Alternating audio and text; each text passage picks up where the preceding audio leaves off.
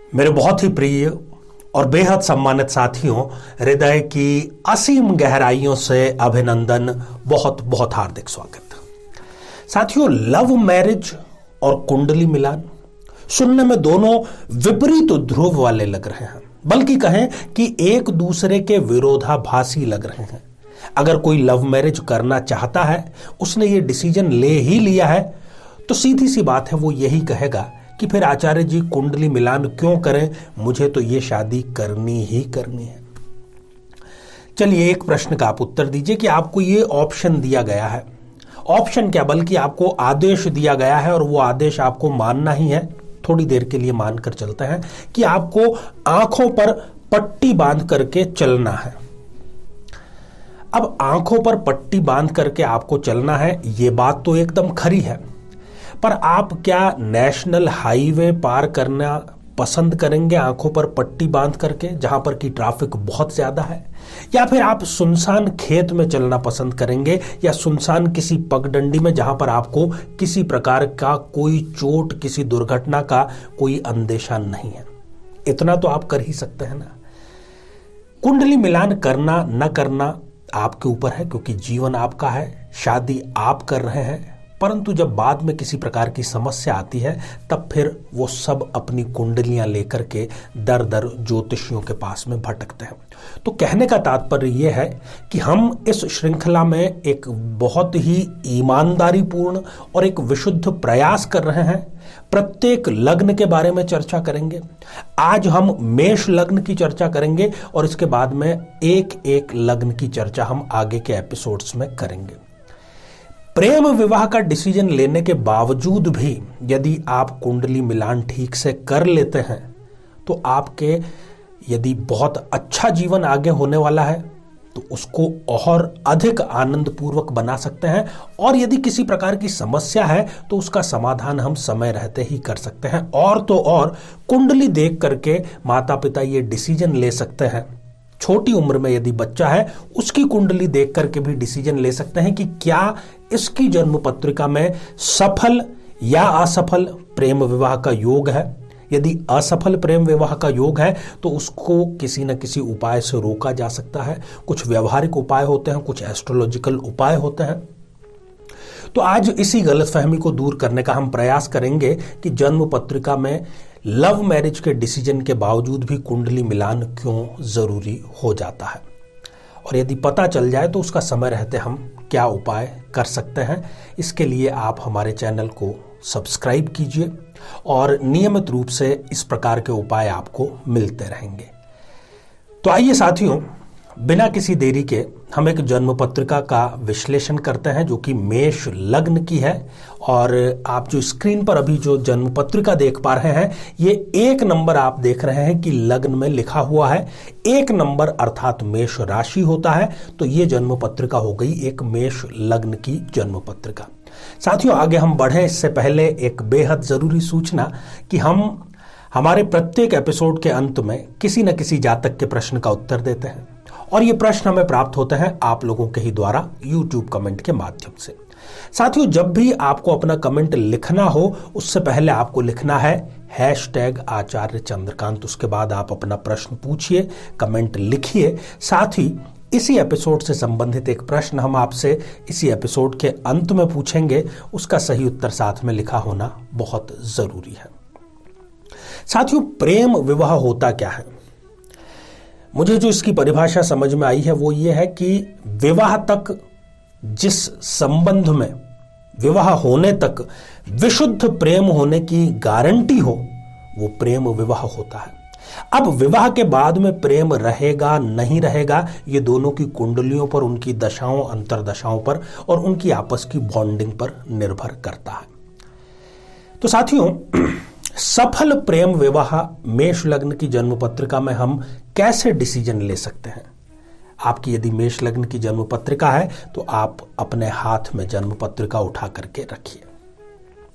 पंचम भाव, जो कि प्रेम का, पंचम भाव से डिसीजन लेते हैं कि प्रेम होगा या नहीं होगा, प्रेमी या प्रेमिका का कितना दखल आपके लाइफ में होगा।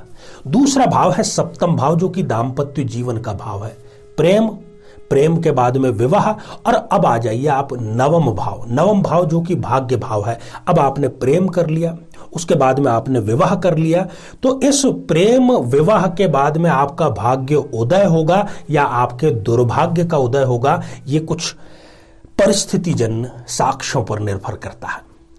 तो इस जन्म पत्रिका की यदि हम बात करें तो पंचमेश इस जन्म पत्रिका में है सूर्यदेव, सप्तमेश इस जन्म पत्रिका में है शुक्रदेव, और भाग्येश इस जन्म पत्रिका में है गुरुदेव। अब सबसे पहला सिद्धांत जो कि मेष लग्न के जातक या जातिका के प्रेम विवाह को सफल बनाता है वो है, यदि ये तीनों या तो कहीं पर भी युत होकर के बैठे हैं, तीनों एक साथ में भाव में कहीं बैठे हैं, या फिर एक दूसरे पर दृष्टिपात कर रहे हैं, दृष्टि संबंध कम से कम इनका आपस में होना चाहिए। परंतु एक अपवाद इसमें है, अगर यही युति छठे, आठवें या 12वें भाव, इन त्रिक भावों में हो जाए, तब फिर ये गारंटी है कि प्रेम विवाह होगा और प्रेम विवाह असफल रहेगा। विवाह के बाद में इतनी ज्यादा इनके संबंधों में जटिलताएं और निराशा घर कर जाएगी कि ये उस प्रेम विवाह से छुटकारा पाने के लिए तड़पने लगेंगे। अब एक दूसरी बात, यदि ये एक जैसे योग, देखिए पूरी श्रृंखला बन रही है, अब आपका जो लग्न है और जीवन साथी का जो लग्न है, दोनों को देख करके आप मिला सकते हैं। यदि दोनों की जन्म पत्रिकाओं में एक जैसे सिद्धांत लागू है तो फिर इस सिद्धांत का निरस्तीकरण हो जाता है। ठीक है ना? कहने का अर्थ यह है कि यदि आपके असफल होने का योग है और जीवन साथी के भी असफल होने का योग है, उसके भी त्रिक भावों में है, आपके भी त्रिक भावों में है, तो ये माइनस माइनस प्लस का कार्य करेगा, अर्थात ये एक पॉजिटिव नजरिया लेकर के चलेगा। अब मैं कुछ आपको बातें बतलाता हूं ताकि आप ये देख सकें कि क्या आपकी जन्म पत्रिका में प्रेम विवाह होने का योग है या नहीं है। सबसे पहले आप देखिए सप्तम भाव पर आप दृष्टिपात कीजिए। यदि सप्तम भाव में शनि और केतु, इन दोनों की यदि युति है इस जन्म पत्रिका में, तो फिर आपको भूलकर भी प्रेम विवाह नहीं करना चाहिए। इससे होगा क्या, विवाह के पश्चात झगड़ा जाएगा कोर्ट में, और कोर्ट में आपके समय की, धन की, मानसिक प्रताड़ना, सब प्रकार से जितने भी दुख हो सकते हैं वो सब के सब लागू हो जाएंगे। यदि इस जन्म पत्रिका में लग्नेश मंगल और सप्तमेश शुक्र पहले, 5वें, 7वें या 8वें, इन चारों भावों में से कहीं पर भी हो, इन दोनों में से कोई भी एक या दोनों ही, तब भी इनके प्रेम विवाह की संभावना होती है। अब इनको ध्यान यही रखना चाहिए कि जिससे ये प्रेम विवाह करने जा रहे हैं उसके भी इसी प्रकार की स्थिति, इसी प्रकार की युतियां अवश्य हो।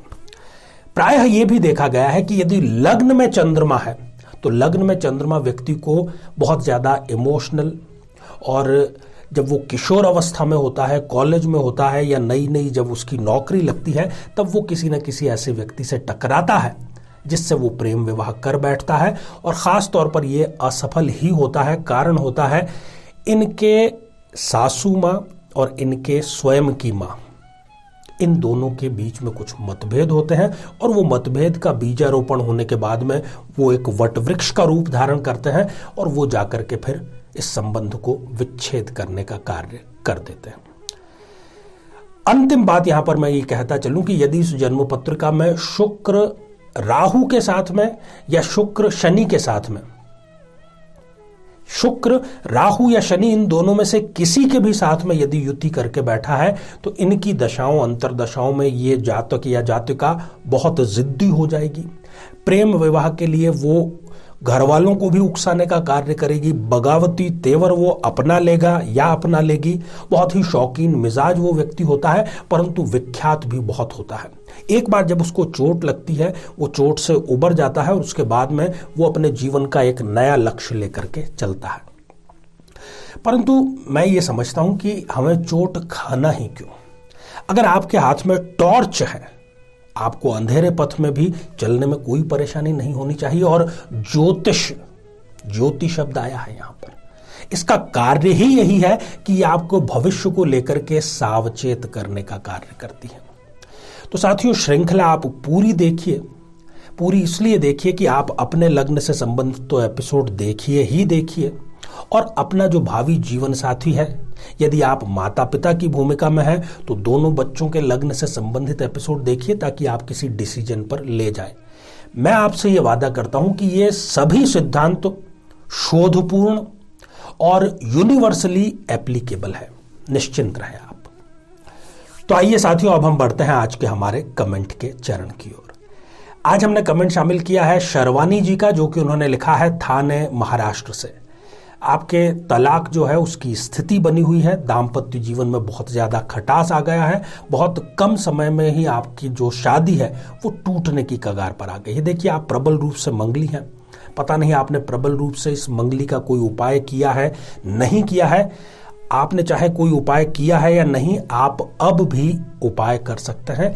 नियमित रूप से पार्वती मंगल स्तोत्र का पाठ आप करना प्रारंभ कर दें, आपको जरूर इससे लाभ मिलेगा। तो साथियों, अब आज का बेहद ही आसान सा प्रश्न। आज हमने चर्चा की मेष लग्न की, चर्चा की कि लव मैरिज में कुंडली मिलान कैसे करें। तो मेष लग्न में भाग्येश कौन सा ग्रह होता है? साथियों, आप सभी स्वस्थ, समृद्ध और शांतिपूर्वक जीवन व्यतीत करें। नमस्कार।